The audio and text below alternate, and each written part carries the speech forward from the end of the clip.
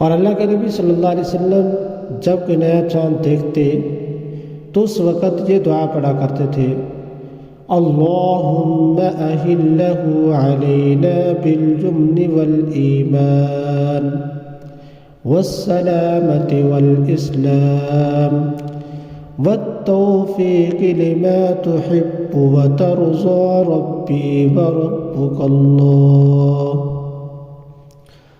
تو اللہ تبارک و تعالی ہمیں اس مہینے کے اندر زیادہ سے زیادہ عبادات کرنے والا بنائے اور زیادہ سے زیادہ روزے قرآن مجید کی تلاوت کی پابندی کی توفیق نصیب فرمائے۔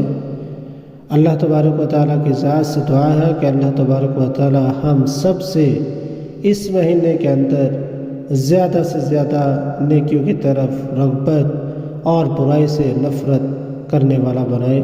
وآخر دعوانا ان الحمد للہ رب العالمین۔